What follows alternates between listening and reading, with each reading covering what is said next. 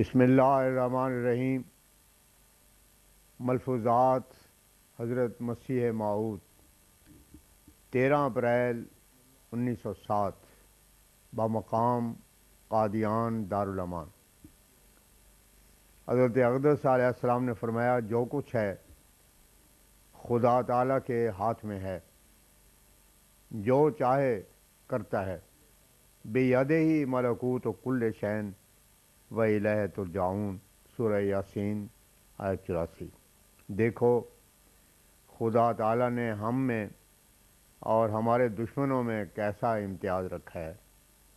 یہ قادیان ہے جس میں کئی مرے اور پھر ہماری جماعت بالکل محفوظ رہی۔ ان مسلمانوں میں کئی گدی نشین ہیں، کئی الہام کا دعویٰ کرتے ہیں، کئی مقربان الہی بنتے ہیں، مگر کیا کسی کو بھی یہ وعدہ دیا گیا ہے انی حافظ کل من فی الدار؟ یقیناً نہیں۔ اگر کسی کو یہ دعویٰ ہے تو پیش کرے تاکہ اللہ تعالیٰ اس کا جھوٹ ثابت کرے۔ دیکھو ان میں سے جس نے دعویٰ کیا وہ فوراً پکڑے گئے۔ جموں کے چراغ دین نے دعویٰ کیا تھا، اور پھر الہی بخش جو میری نسبت طاعون سے مرنے کا خیال رکھتا تھا، طاعون ہی سے ہلاک ہوا۔ مومن کامل تو کبھی طاعون سے نہیں مرتا۔ پچھلے تمام انبیاء علیہ السلام کے نظیر موجود ہے۔ کیا کوئی نبی طاعون سے مرا؟ پھر کامل مومنین حضرت ابو بکر و عمر و عثمان رضی اللہ عنہم کی سوانے کو پڑھو، کیا ان میں سے کوئی طاعون سے مرا؟ ہرگز نہیں۔ کیوں؟ اس لیے کہ تورات و انجیل میں اس طاعون کو عذاب قرار دیا گیا، گویا ایک قسم کا جہنم ہے۔ چنانچہ میرے الہامات میں اکثر جہنم کا ذکر آیا ہے، تو اس سے مراد طاعون ہی ہے۔ پس مومن کامل تو جہنم سے بالکل محفوظ رکھا جاتا ہے، اگر وہ اس میں پڑے تو پھر مومن کیسا ہوا؟ خدا تعالیٰ بھی فرماتا ہے، فَأَنزَلْنَا عَلَى الَّذِينَ ظَلَمُوا رِجْزًا مِّنَ السَّمَاءِ بِمَا كَانُوا يَفْسُقُونَ، سورہ بقرہ آیت 7۔ یعنی طاعون کا عذاب مخالفوں، ظالموں اور فاسقوں کے لیے ہے۔ یہ معمور من اللہ کے انکار اور فسق کی سزا ہے، گویا اس کی خصوصیت کفر کے ساتھ ہے۔ ہاں، جو مومن کامل نہیں بلکہ معمولی ہیں، کیونکہ اللہ تعالیٰ کو ان کی تمحیص مقصود ہوتی ہے، اس لیے ممکن ہے کہ انہیں دنیا میں اصلاح کے لیے بطور کفارہ ذنوب جہنم میں داخل کرے۔ اور یہ سب فرقہ اسلام کی مانی ہوئی بات ہے کہ ایک فریق مومنوں کا بھی جہنم میں کچھ مدت کے لیے پڑے گا۔ بس ماننا پڑتا ہے کہ بعض مومنوں کو بھی طاعون ہو سکتا ہے، مگر یاد رہے وہی مومن جو کامل نہیں۔ اسی لیے میرے الہام میں ہے کہ وہ طاعون سے محفوظ رہیں گے، جو لم یلبسو ایمانہم بظلم کے مستحق ہیں، یعنی اپنے ایمان کے نور میں کسی قسم کی تاریکی شامل نہیں کرتے، اور یہ مقام سوائے کاملین کے کسی کو حاصل نہیں ہو سکتا۔ سن 11 ہجری میں جب طاعون پڑا ہے تو کوئی مسلمان نہیں مرا، لیکن جب حضرت عمر کے عہد میں طاعون پڑا تو کئی صحابی بھی شہید ہوئے۔ وجہ یہ کہ کامل مومن ہی ایسی باتوں سے محفوظ رہتے ہیں۔ اب دیکھنا تو یہ ہے کہ جسے موسیٰ ہونے کا دعویٰ تھا وہ تو یقیناً کامل مومنین میں سے ہے، بس اس کے لیے ضروری تھا کہ طاعون سے محفوظ رہتا، کیونکہ یہ ایک عذاب جہنم ہے جس میں خدا تعالیٰ کے برگزیدے نہیں پڑ سکتے۔ وہ تو اپنی نسبت یہ الہام سناتا تھا کہ بعد از خدا بزرگ تو یہ قصہ مختصر۔ اب ایسے عالی شان آدمی کو اگر وہ واقعی تھا یہ جہنم طاعون کیوں نصیب ہوا؟ یہ تو واقعی عجیب بات ہے کہ جسے وہ فرعون کہتا تھا وہ تو اب تک زندہ ہے، اور اس کے گھر کا ایک چوہا بھی نہیں مرا، مگر وہ جو موسیٰ تھا وہ طاعون سے مر گیا، جو ایک عذاب جہنم ہے۔ کیا خدا تعالیٰ کے فرشتے کو دھوکہ ہو گیا؟ جیسے روافض کہا کرتے ہیں کہ وحی نبوت آئی تو حضرت علی پر تھی، مگر بھول کر آن حضرت صلی اللہ علیہ وسلم پر چلی گئی، ایسے ہی طاعون کا فرشتہ بجائے قادیان میں آنے کے لاہور چلا گیا۔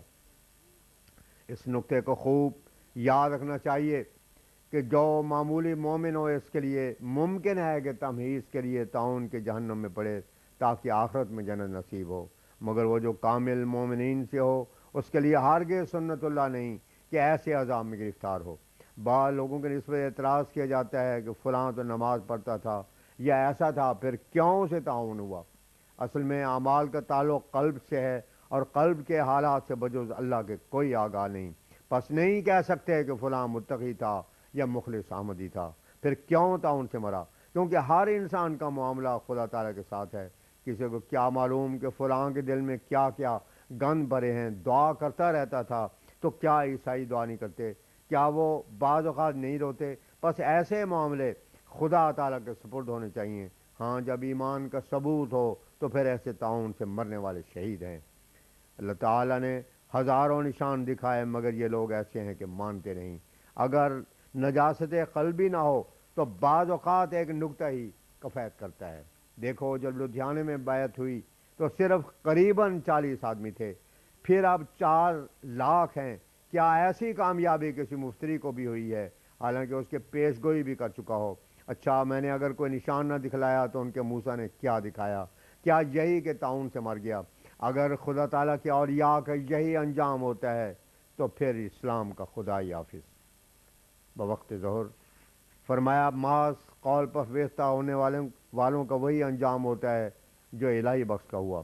یاد رکھو، محض الہام جب تک اس کے ساتھ فعلی شہادت نہ ہو ہرگز کسی کام کا نہیں۔ دیکھو، جب کفار کی طرف سے اعتراض ہوا لستا مرسلہ، تو جواب دیا گیا کفا باللہ شہیدم بینی و بینکم، سورہ رعد آیت 44۔ یعنی ان قریب خدا تعالیٰ کی فعلی شہادت میری صداقت کو ثابت کر دے گی۔ بس الہام کے ساتھ فعلی شہادت بھی چاہیے۔ دیکھو، گورنمنٹ جب کسی کو ملازمت عطا کرتی ہے تو اس کی وجاہت کے سامان بھی مہیا کر دیتی ہے، چنانچہ جو لوگ اس کا مقابلہ کرتے ہیں وہ توہین عدالت کے جرم میں گرفتار ہوتے ہیں۔ اسی طرح جو ماموران الہی کے مقابلے پر آتے ہیں وہ ہلاک ہو جاتے ہیں۔ آج کل 50 آدمی کے قریب ایسے ہیں جو اس مرض میں گرفتار ہیں، یعنی اپنے قولی الہام پر بھروسہ رکھتے ہیں، وہ سب غلطی پر ہیں۔ شیطان انسان کا بڑا دشمن ہے، مگر خود مفتری بھی ایک شیطان ہے، پس وہ اپنا آپ دشمن ہے، اس لیے جلد ہلاک ہو جاتا ہے۔ کیسے ناعاقبت اندیش ہیں وہ لوگ جو ایسوں کے دام تصویر میں پھنس جاتے ہیں۔ جس کے دعوے کے ساتھ عظمت و جلال ربانی کی چمک نہ ہو تو ایسی شخص کو تسلیم کرنا اپنے تئیں آگ میں ڈالنا ہے۔ حضور کے مجلس میں 2 مخالفوں کا ذکر تھا کہ اس مسئلے کے بارے میں ایک دوسرے کے مخالف باہم کفر کے فتوے دے رہے ہیں۔ ایک کہتا ہے ضرور ہے کہ انبیاء بہشت میں اور فاسقین جہنم میں پڑیں۔ دوسرا کہتا ہے کہ علم تعلم ان اللہ علی کل شیء قدیر کی بنا پر چاہے تو انبیاء کو دوزخ میں ڈال دے۔ حضور نے فرمایا، اول و ذکر حق پر ہے، علی کل شیء قدیر کے یہ معنی تو نہیں کہ اللہ تعالیٰ خودکشی پر بھی قادر ہے، اس طرح تو وہ اپنا بیٹا بنانے پر بھی قادر کہا جا سکتا ہے، پھر عیسائی مذہب کی اختیار کرنے میں کیا تعامل ہے؟ یاد رکھو، اللہ تعالیٰ بے شک قادر ہے، مگر وہ اپنے تقدس اور ان صفات کے خلاف نہیں کرتا جو قدیم سے الہامی کتب میں بیان کی جا رہی ہیں۔ گویا ان کے خلاف اس کی توجہ ہوتی ہی نہیں۔ وہ ذات پاک اپنے مواعید کے خلاف بھی نہیں کرتا اور نہ اس طرف وہ متوجہ ہوتا ہے۔ پس ازلی ابدی اس کی صفت ہر کتاب الہی میں پڑھ کر پھر اس بات کے امکان پر بحث کرنا کہ وہ خودکشی پر قادر ہے یا هو اللہ احد اللہ الصمد لم یلد ولم یولد پڑھتے ہوئے پھر اس کے بیٹے کے امکان کا قائل ہونا نہایت لغو حرکت ہے۔ بس ایسی باتوں کے بارے میں اس بہانے سے گفتگو کرنا کہ ہم نفس امکان پر بحث کرتے ہیں سخت درجے کی گستاخی ہے۔ حضرت صلی اللہ علیہ وسلم کا کروڑ معجزوں سے بڑھ کر معجزہ تو یہ تھا کہ جس غرض کے لیے آئے تھے اسے پورا کر گئے۔ یہ ایسی بے نظیر کامیابی ہے کہ اس کے نظیر کسی دوسرے نبی میں کامل طور پر نہیں پائی جاتی۔